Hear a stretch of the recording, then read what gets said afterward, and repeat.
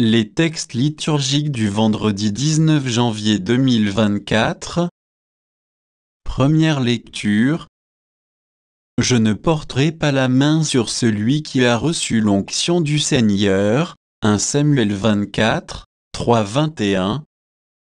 Lecture du premier livre de Samuel.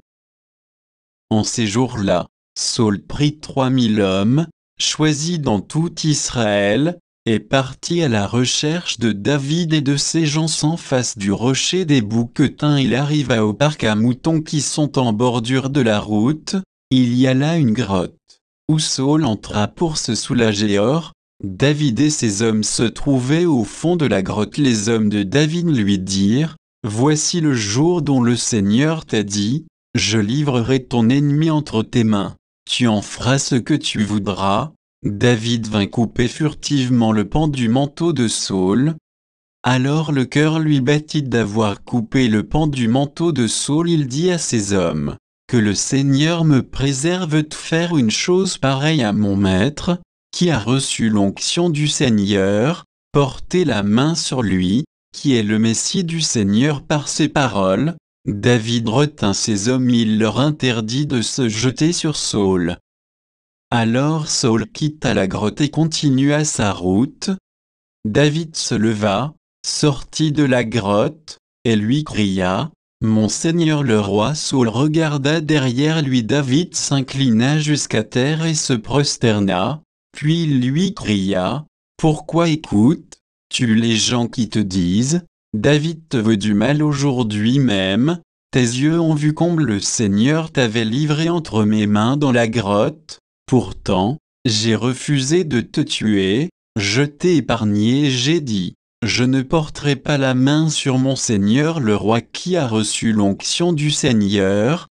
Regarde, Père, regarde donc, voici dans ma main le pan de ton manteau, puisque j'ai pu le couper, et que pourtant je ne t'ai pas tué. Reconnais qu'il n'y a en moi ni méchanceté ni révolte. Je n'ai pas commis de faute contre toi.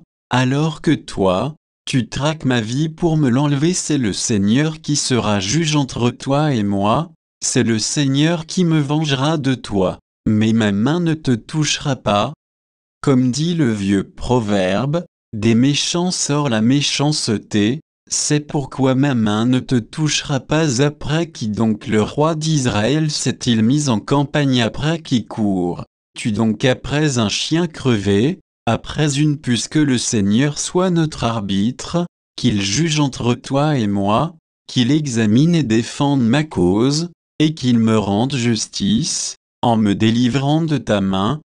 Lorsque David eut fini de parler, Saül s'écria: Est-ce bien ta voix que j'entends, mon fils David? Et Saül se mit à crier et à pleurer. Puis il dit à David: Toi, tu es juste, et plus que moi, car toi, tu m'as fait du bien, et moi, je t'ai fait du mal. Aujourd'hui tu as montré toute ta bonté envers moi. Le Seigneur m'avait livré entre tes mains, et tu ne m'as pas tué. Quand un homme surprend son ennemi, va-t'en, il le laissait partir tranquillement. Que le Seigneur te récompense pour le bien que tu m'as fait aujourd'hui. Je sais maintenant que tu régneras certainement, et que la royauté d'Israël tiendra bon en ta main. Parole du Seigneur. Psaume 56, 57, 2, 3, 4 AC, 6, 11. Pitié, mon Dieu, pitié pour moi. En toi je cherche refuge, un refuge à l'ombre de tes ailes, aussi longtemps que dure le malheur.